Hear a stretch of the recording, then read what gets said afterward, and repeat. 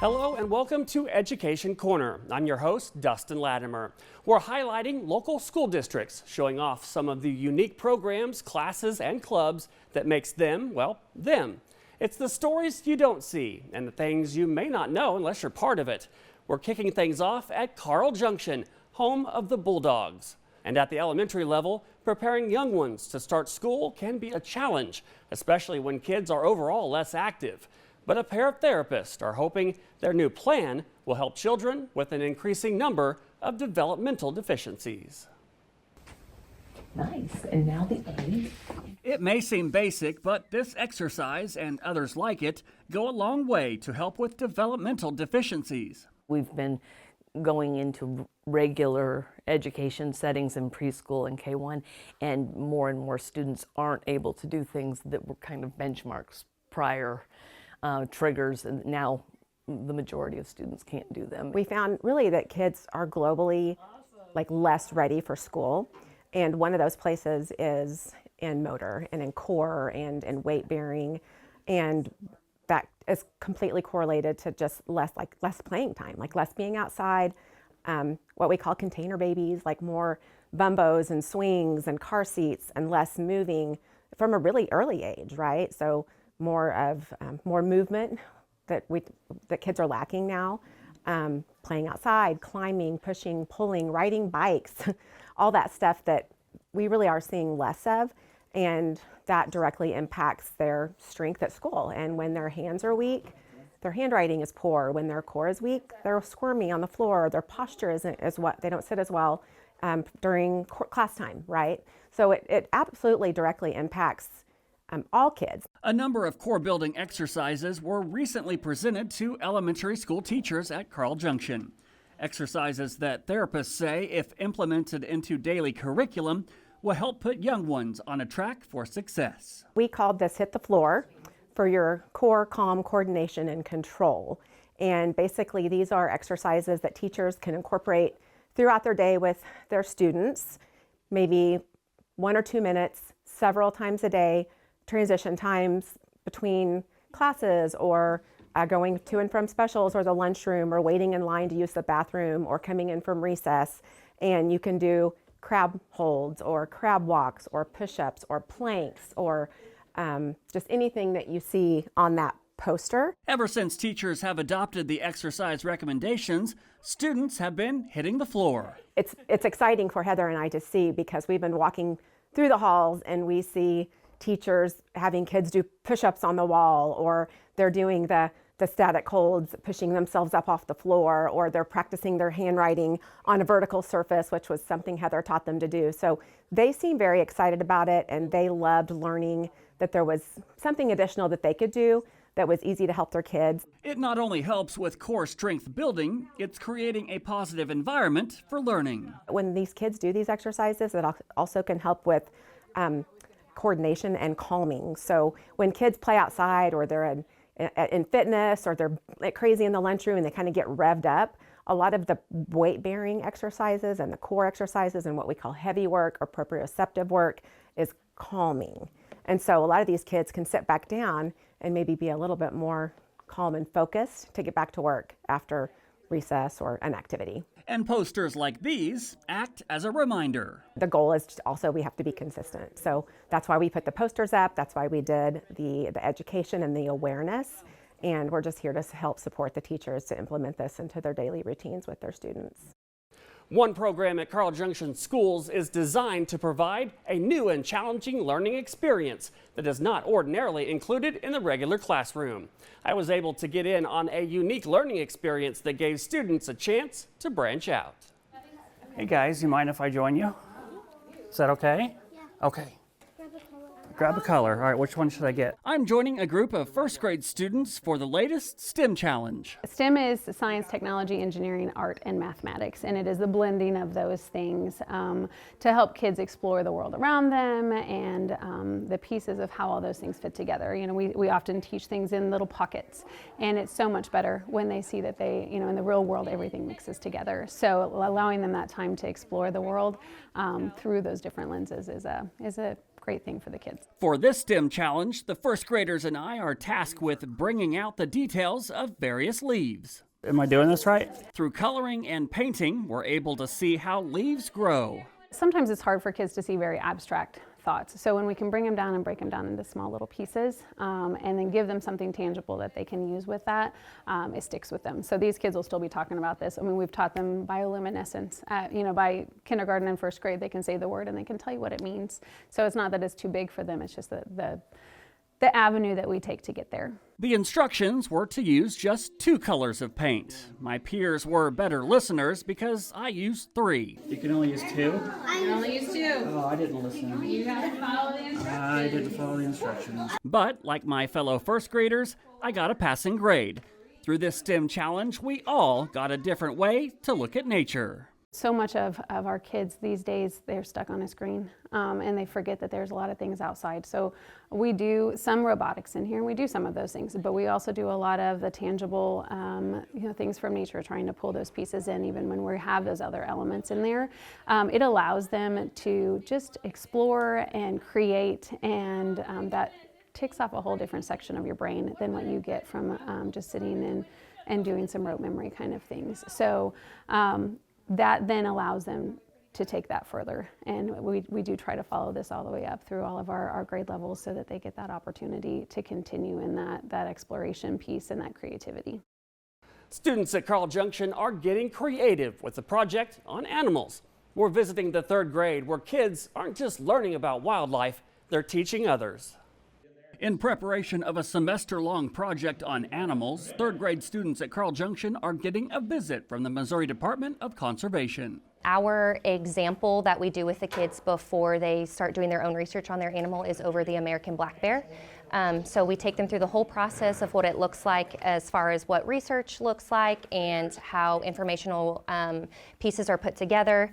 And then we actually write the piece so they have a whole example before they get started on their own animal that they'll research. Each student will focus on their animal of choice, putting what they've learned into a 3-dimensional presentation. You get to really see their creativity when it comes to the dioramas, and I think they love learning about animals. I know I get a lot of the time, Miss Bayless, guess what I learned about my animal, or just random tidbits and facts that they've learned as they're researching. One student working on the project is Madeline Wolf. My diorama project is about a capuchin monkey, and I think they're really cute, and I'm trying to learn as much as I can about them so I can make my diorama even better. So, what's a capuchin monkey? It is a monkey that lives in a rainforest, and it sleeps on trees, and they have cream faces and black and brown bodies. Madeline's teacher, Miss Bayless, says the dioramas allow students to improve their understanding of the basics. We know that reading and writing can be difficult for kids, and so I think this gives them another piece, another element that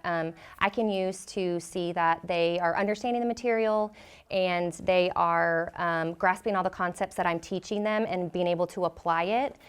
That's not always just answering questions or taking a test on it, so it just gives them another creative outlook, and I think that's really important when they're young and even as they grow up and go through school, like having those creative elements hit kids that may not have those strong reading and writing backgrounds. And of course, it gives students a creative outlet. When they start building the dioramas, the classroom gets a little bit crazy, but I love seeing how creative and how excited they are.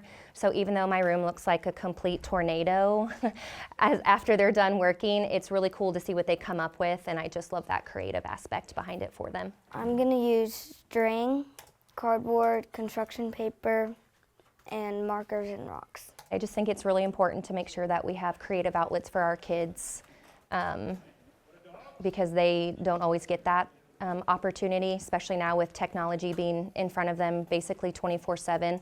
I think it's really important that they're able to integrate technology but also have that creative piece of being able to physically build something with their hands. The Carl Junction School District has established a portrait of a graduate. The framework outlines 4 essential pillars intended to prepare students for success beyond high school. Here's a look into the initiative and its district-wide success. There's an initiative Carl Junction Schools has implemented for students kindergarten through 12th grade. Started a couple of years ago, and really we wanted to ensure that we were pairing real-world experiences and real-world skills along with the academic content we deliver.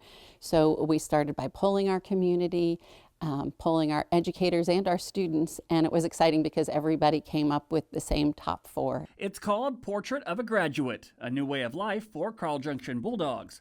It involves 4 competencies that they want all students to master by the time they graduate: compassion, academic behaviors, critical thinking, and life skills. You know, the world is changing fast, and I think that's the biggest thing, is it's not just one piece of knowledge. There's not one content that's going to ensure success. You have to be resilient. You have to be able to adapt and adjust and solve problems regardless of the path you take. If you're going right to work, if you're going to college, if you're going to the military, you know, it's all changing. This framework emphasizes empathy, goal setting, problem solving, and collaboration, aiming to develop well-rounded individuals ready for the future. I think it also goes just into the classroom, like understanding that my actions are also going to affect others. And while I'm setting myself up for a successful path with just listening and participating well, I'm also benefiting my classmates and giving them a good environment. So it's not just the communication aspect, it's the what I'm doing outside of the classroom, studying and like being that leader that other people can look at and want to bounce off of. These skills aren't just for teens about to graduate. The district has developed curriculum for students all the way from pre-K to high school to implement in the classroom. They're the skills that we will have our students work on every year, and that's one of the things our educators work toward, is what does compassion look like in kindergarten versus in 3rd grade versus in 6th grade? What do critical thinking skills look like at those different levels? And there's a place for all of it at every grade level. District administrators say Portrait of a Graduate will help students be truly successful in life. I think it's been successfully kicked off and implemented, and I see a lot of excitement around it. In May, I can walk across the stage knowing that Carl Junction School District did all they could, and it led me to a good path. And I'm going to be able to go out there and just be good in an interview for work, or be able to do my assignments or talk to my professors later in life and understand their side of the story and my side, and just knowing that I'm going to have a successful future because of what Carl Junction did for me. Well, new technology at the high school level gives students a 30,000-foot view of a career that's in high demand. I'm taking you to the district's new Air Force Junior ROTC facility and a look at the latest in flight simulation technology. The brand new Carl Junction High School Air Force JROTC building features advanced immersive technology that includes 6 state-of-the-art flight simulators. The investment is part of the district's comprehensive STEM and aviation education program. Technology that has come online to incorporate into the classrooms, especially with the push going into STEM, you know, getting students more into science, technology, engineering, mathematics, has just developed. So the incorporation of being able to introduce flight simulators, not just for the purpose of teaching students how to become pilots, because realistically, the majority of them are not going to pursue that, but the benefits that they come from using them and the skills that they develop from that will help them regardless of whatever path they choose once they leave high school. For those who are considering a career in aviation, it's a great way to get a head start. Flying, yeah, it takes like a lot more practical sense than I first initially thought.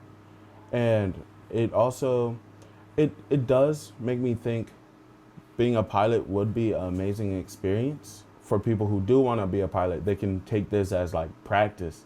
So when they actually get in the real thing, they're like, well, I kind of know how this works, you know? Instructors say it gives all students a chance to explore their options after graduation. What I'm really hoping that they get out of this is that there's a lot more out there than they have ever had the opportunity to experience. You know, I grew up in a small town, and you sometimes don't know what all exists until you get out of a small town. You know, so for me, I lived in a small town, even smaller than Carl Junction. You know, joined the military, and my worldview expanded. So being able to bring some of that to expose them to different careers that they've never heard of, to give them opportunities to maybe see themselves doing different things is eye-opening. And so just to give them the world in their hands and say, where do you want to go, is exciting. Through the Air Force JROTC program, instructors say advanced technology, like the flight simulators, prepares high school students for life and success outside the classroom. I want to see you go out the door prepared to have a successful life. Not recruiting them to the military in the least. Probably 20% go to the military on average. That's Air Force Junior ROTC wide. We've got probably 2 or 3 in our senior class that are interested in it, but the majority of them aren't, and that's fine. We're structured like the Air Force, and we're going to wear the uniform like the Air Force, but we're 100% a citizenship program, building better citizens. Again, talking about do community service, and then when you graduate, carry that forward. Do something for other people when you get out there and you start making some money. Then give back. Give your time, give your money, give whatever. Continue to help other people. As you go out into life. Well, that will do it for this episode of Education Corner. Thank you for joining us on our tour of the Carl Junction School District, where kids not only learn, but practice building strong bodies, leading to strong minds, where high school students get a 30,000-foot view of the world around them. These are just some of the stories that make up that Bulldog pride. Until next time, because education is always right around the corner.